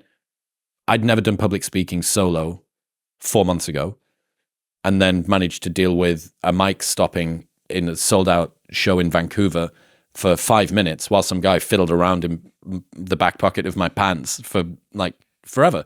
And it's really good. It's been very reassuring, been very centering for me to kind of go through that. Have you heard of the inverted U hypothesis for sports performance and arousal? And I know some people say sport performance psychology is bullshit. They go, whatever. So there is so if you imagine a U turned upside down, there's a certain level of arousal, not sexual arousal, but arousal you need to be at optimal performance. Everyone sits slightly differently on this inverted, more like a hill for anyone that's trying to think of an inverted U. If you're under aroused, let's say I'm like, hey mate, you're going to be doing a crossbar challenge in a field in the middle of nowhere in Doncaster on a rainy day, you probably just can't bother, right? But then if I get 100,000 people in a stadium, you're probably not going to be you're going to be so worried about kicking the ball right. However, if you were at your mate's Sunday league match and there's 30 people watching, that could be the right amount of arousal. Then over time, you can increase that amount of arousal to the point of whatever, that you do it right. So some people, if we went to do an event, there's only 14 people in the crowd, you'd probably stumble more than if there was, 800, because you're now under aroused. There's not a big enough crowd. But there's no way to train yourself, because when arousal is too high, you become stressed. And when you become stressed, you can't think, you can't be clear, whatever. but only by getting in the hot water of doing events can you reduce your arousal response to the situation. It's like what were you calling it when we're on the road? Like a resilience training. Everything's resilience training. But there's no way you can replicate the stage without the stage. There's no way you can replicate a podcast without the podcast. There's no way you can replicate talking to camera without looking at the camera. For so many people, they need to realize the only way they're going to become more comfortable in situations is being in that situation. Do the thing. Yeah, same as, ice baths, whatever it is. Like, everyone is so caught up about how they'll perform doing that thing that they don't get into it and get better at that. And there is nothing better for stage time than stage time. There's nothing better for chin-ups than chin-ups. There is nothing better to prepare for an ice bath than doing an ice bath. What's the future of the fitness industry got in store, in your opinion? Because you've been in it for, too long. Publicly, way too long. But you're like an old hand at this stuff now. And I think what's been interesting since getting to spend time with you and spend time with Luke as well is to kind of hear the origin story of where you came from, which was this no-nonsense online PT, being a little bit like cussing and swearing and calling people out and making enemies, kind of being a mercenary hitman for ideas in fitness that everyone maybe thought was a bit bullshit, and then saying what everyone quietly was saying internally with a few more swear words in there. But it seems like that degree of scrutiny is now quite widespread. There's lots of people following in your wake, having done that. Where are we at now? Have you got kind of a conception of where the world of fitness is at the moment? It's a bit of a mess. Social media has changed what fitness is. And actually, Zach, your housemate, made a good point on this last night, where fitness is more about a popularity contest. It's more about parading your ass in a pair of leggings, showing someone a workout. It's more about gaming the algorithm than it is about giving advice. You think 90% of fitness content isn't even someone talking to you, where the 100% of personal training industry is someone coaching you. Coaching someone is spending time with them and addressing them with their problems. That's not what fitness is now. Walk on a treadmill at this height for this long and you'll burn belly fat. There's more bullshit than ever because that person just wanted their reel to go viral. People just want status. They don't want to help people. So much of the persona of my brand has come from real conversations I had. I trained this lady once. She was a dog walker, and I've been a bit out there in content. I've been trying some things, and she sat down and she goes, "You swear a lot. We're going to get on." And I was like, she's like, didn't say, "I think you're a good coach." Doesn't say you got good advice. She goes, "You swear a lot. I think we're going to get on." So I said to her, "Give me a fucking honest food log or I'll never work with you." And she gave me the most honest food log I've ever seen. And I was like, wow, that's a lot of food. She looks at me, she goes, "That's why I'm fat, James." and the way we got on was amazing. And I was like, the only way I can replicate that is to be the guy she wanted to sit opposite from. And even in the gym, there's a PT called Chris. People go, "Oh, what's he like?" I go, "He's a bellend." And people are like, "That's not a nice way to talk about a trainer." I was like, "I don't care. He's a bellend." And I was like, his clients love him. My clients, I hope, like me. I don't need his clients to like me, because they're with him. So all of these approaches that I've had on social media are the exact same ones that I've had on the gym floor. And yeah, the industry now, there's a lot of people trying to copy each other. Mate, there's a community now, probably some of the top 10 creators in the fitness industry. The second one of them does something good. So if I get one viral video, say about Coke Zero and whatever is in it, the next 3 days, they all do it. So now as banter, I'm doing what they do. So there's this little thing in the industry, and then, mate, it's getting a little bit frustrating at times because everyone's just copying each other. It's like an incestuous pit of lack of ideas due to saturation. So that does make it some days you wake up. But the crazy thing is you just have to go back to helping people with their problems. So instead of trying to make viral videos, I just think what someone's struggling with today. But people aren't necessarily getting in better shape. And the worrying thing, we actually said this last night, a lot of people can't afford PTing. A lot of people can barely afford their mortgage. So they don't want fitness advice. They don't want to talk about the gym membership they just had to cancel so they can keep their heating on this winter. The holiday they can't go on, they used to get in shape for. So suddenly the state of a lot of people's lives have got worse to the point they're now becoming disenfranchised with fitness. Fitness is becoming, a privilege to a lot of people. Oh, Yep. It's okay for you. You can afford to go on holiday. I can't afford the mortgage. It's okay for you. You can afford to go to the gym. It's okay for you. You can afford to do a 12-week challenge. And so I think whereas coming out of the pandemic, So many people were like low interest rates, money was cheap, all of these things.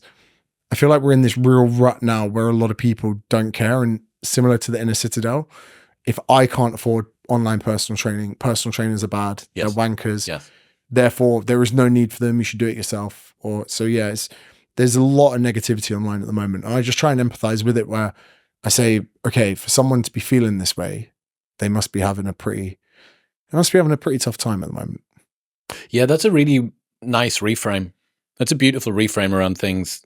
I remember Aaron, one of my friends that I play pickleball with, he's Aaron Rodgers, chief of chief of performance now, which given that he snapped an Achilles is probably not that fun. We were playing pickleball at the courts next to mine and we had a speaker on, just listening to some of his like weird tribal fucking dubstep stuff. There's a lady over the far side with a dog who starts shouting about the fact that this is a park. This is a park and it's supposed to be quiet. The fact that she's shouting obviously kind of made it a little bit funny. And I would have gone over, people pleaser, would have gone over and just turned the music down. Aaron went over and turned the music up and started shouting that he couldn't hear her. But where I went after that, given the fact that he'd done something that ostensibly was more rude, right, to this lady that was shouting from 100 yards away about the fact that it should have been peaceful, when we finished up, I was more vicious about her. I was like, oh, that fucking bitch. Like, what does she think she's doing? Like, what an idiot, blah, blah, blah. His first place to go to was, imagine how bad her life must be that she feels the need to kick off about two people playing a sport and listening to music at quite a quiet volume that you can barely hear from 50 yards away or 100 yards away. And that's something, I don't know, getting over like bitterness or resentment or like being cutting or mean in response to things is that's pretty noble like approach. Mate, I was flying back from Dubai in maybe 2016 and the lady next to me was a big lady, but it was okay. She had her seat, I had my seat, but she couldn't get a tray down for her food. So she had to ask if it was okay to use my tray to eat her food. And I said, yeah, that's completely fine. Whatever, she did it. And as I was going to the toilet, the air hostess said to me like, oh, I'm sorry about that. And I remember saying to her, I was like, if you think that was uncomfortable for me, imagine how comfortable that was for her. Yeah, yeah. And she was like, oh, she hadn't really clocked it for a second. And I was like, that's one thing I've really been trying for a long time. And I actually, even if someone's super negative on a comment now, sometimes I go, hey bro, you must be having a tough day. You'd say to someone in the comments, I hope your situation improves. Zach replies to those ones with "Get well soon."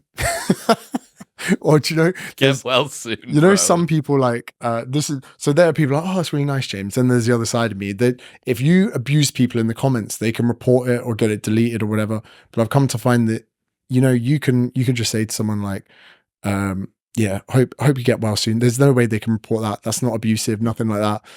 Oh, I hope your childhood trauma resolves itself soon. I hope you regain your relationship with your parents. It's true. The people that are so motivated to say super mean things on the internet, it's an indicator that there's a lot of things that aren't going right in their life outside of that. If someone's life is obsessed with politics or obsessed with drama or obsessed with culture wars or obsessed with whatever, you are compensating for not having any control somewhere else in your life.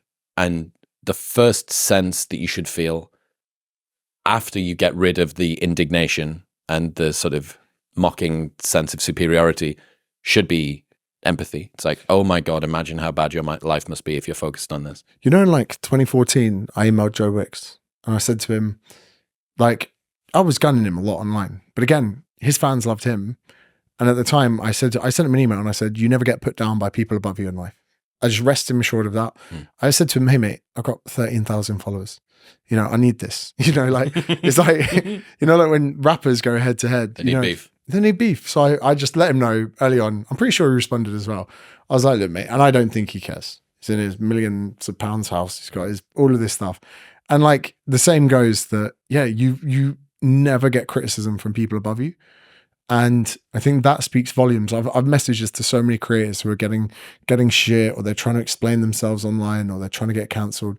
You never get shit on from above, a bit like the layer cake. Mm-hmm. So like, I think that's just a good realization for a lot of people, that when they're getting criticism or like when people are really going in on them, it's very rarely from people above them. You made a series of enemies during your ascendancy: Joe Wicks, keto, veganism. You had a crack at bodybuilding for a while. Well, do you know why? Because bodybuilders don't use my services. So, but no bodybuilder, no competitive bodybuilder needs It's coming to you a for PT. coaching. Yeah. No competitive bodybuilder is going to buy my book. No competitive bodybuilder is going to respect me as a coach because they're probably in better shape than me. They're probably on more tests than me. So if you're ever going to go after someone who is never, ever going to benefit your life. Would you advise it as a growth strategy now? Yeah, it's good because I'm not alienating them for who they are. I'm alienating their values that don't correlate with the values of the people that I'm trying to help. Because the biggest mistake people make in fitness advice is realizing that they are not their client. So I said this to so many PTs, you're not your client. You know, your client doesn't want to eat chicken and broccoli. Your client doesn't want a six pack. They've told you they want a six pack because they're telling you what they think they want you to hear. My clients will come to me and go, I want a six pack. I'm like, no, you don't. Tell me what you want. Okay, cool. So you want to fit in the dress that you fit in 3 years ago. That's very different to a six pack, especially for a woman. You know, then guys are like, oh, I want big pecs. And I'm like, send me a picture of yourself topless. And I'm like, whoa, let's lose 30 pounds. Let's get you running a 5K without killing yourself. Then let's talk about pecs. You know, like so many people communicate in the wrong ways. So bodybuilders like, okay, fasted cardio, half an hour in the morning. I'm like, bro, that's great for bodybuilders who are already on the lowest amount of calories. They're already on the most amount of whatever. Even little things like the mentality of a bodybuilder is so different to the mentality of a normal person. So if I can pick holes at that, as far as a growth strategy, people then feel seen. So, you know, even in like the smartest marketing where you can drill in someone's problems, you say to someone, hey, do you want to learn how to lose fat without doing 30 minutes of fasted cardio in the morning or whatever it is? You can communicate with the people you want whilst expressing a message to the chagrin, you said this word the other day, of bodybuilders. Mm-hmm. Did I use that right? Chagrin. Much to the chagrin. Yes. Yeah. Chagrin. Yeah. So there you go. Chagrin. So, yeah, it is a growth strategy because you need to alienate the things that people have wrong. And some people do want to look like bodybuilders, but the majority of my clients don't. And I don't offer extreme deficits. I don't offer fasted cardio. I don't offer getting people ready for show. And the main reason is the values thing, because in every sport, on the day you compete, you should be physiologically and psychologically your best. However, when it's down to bodybuilding and physique, the day you compete, you're physiologically and psychologically your worst. That's a mass. I'm like, why are we epitomizing that as fitness when it's clearly not fitness? What do you think is the future of the fitness industry? What would you predict for the next 5 years or so? Any trends that you can see growing or falling away?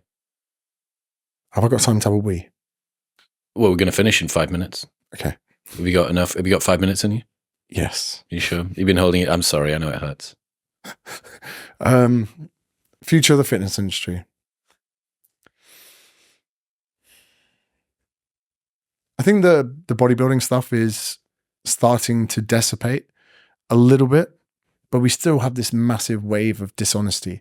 And it is led, unfortunately, by a lot of brand deals. Now, you have brand deals with companies that you actually value. I know full well, like, I see you having your AG1 every day, having your LMNT, like, you're not, people are, oh, Chris likes AG1. I personally don't, but like, I actually see it something that you cherish and use, and you're very transparent with people with your blood work, and all of this stuff. But if you're in the fitness industry, not the podcast industry, suddenly the ethical standpoint of, let's say, testosterone, if you can go on test and not tell people, that benefits your brand, it benefits your programs, it benefits everything in that little ecosystem of monetary value. And so I would love for that dishonesty to dissipate. I feel like it slightly kind of is, but then it also slightly kind of isn't. But I think that people are cluing up to the BS a bit more now. Evidence-based stuff seems to be coming more to the forefront. Like your Mike Israetels of the world seem to be in a pretty big ascendancy right now. But then there's a lot of ideological people where we've got people if you go to a supermarket and pick something up off a shelf, that's your hook. And it's a very effective hook because people are, oh, what's going on here? You know, what's going on here? Where's this going to? So now any person in a supermarket chat and waffle, picking something off a shelf and going, this is shit.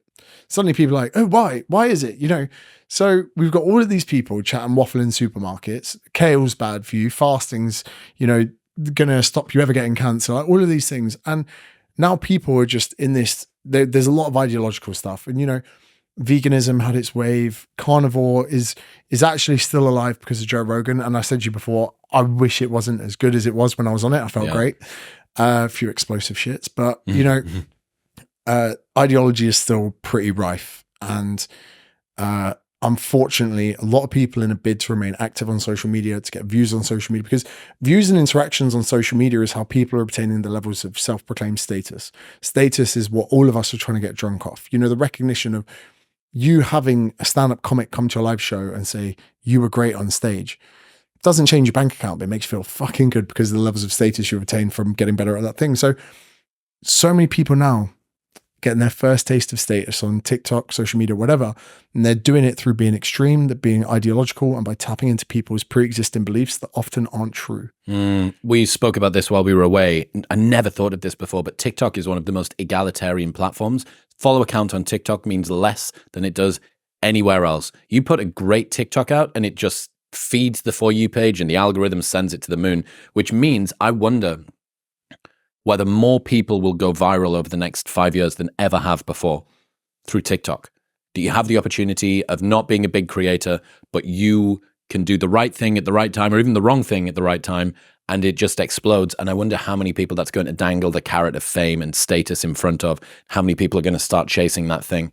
And I wonder what the second, third, fourth order effects of that will be. Have you ever heard of Nikocado Avocado? Of course I have. Gwynder Bogle's audience capture article about him is the best thing I've ever read. Exactly. Like, that's almost where I see it. Like, not to have a go at the guy, but it was mukbang, right? People like to watch other people eat on live. And then I haven't seen his blood work, and I could be incredibly fat phobic here, but he's gone from relatively healthy He's looking, a skinny vegan violin player to someone that wears a CPAP. yeah. He's gotten to the front man of this, you know, probably endorsing CPAP. So like watching someone literally send their health off the rails in a bid for views, he is like the canary in the mine of where I think social media is going to go. Like whenever there's a fight, phones come out before people break it up. You know, you even see when something really bad happens, people's reaction is, if I film this, it will go on TikTok. So that's the despair loop I see that goes with it, where people actually are more inclined to try and go viral from a situation than help. Let's say someone has a heart attack in the street.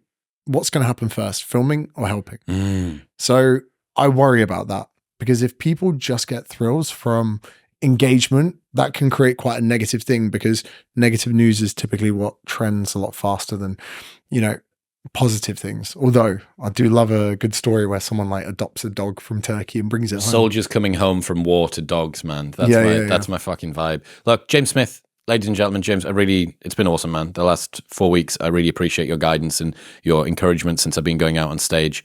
Where should people go? What do they expect of you 2024? What's coming up?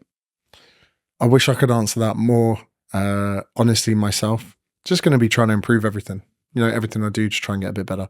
White belt mentality. You're always a white belt in everything you do. So yeah, whether that's books, events, whatever, the drink, which we didn't even mention. Didn't even mention it. Which I think is quite cool at the same time. Well, it's just part of our lives now, right? Like, we don't really think about it that much. Also, don't have any stock. So might be one of the contributing factors. Where do you want people to go? YouTube, James Smith? Just type in James Smith wherever you like to absorb content. And just before we finish, like this podcast, I first came on it, 4 years ago? You were doing it from your bedroom. You had some cool, funky lighting. To see how far this podcast has grown in the last few years, it's incredible. I wonder where it will be the next time we sit down and talk on it. Exciting times. James, I appreciate you. Thanks, man. Thank you. If you enjoyed that episode, then press here for a selection of the best clips from the podcast over the last few weeks. And don't forget to subscribe.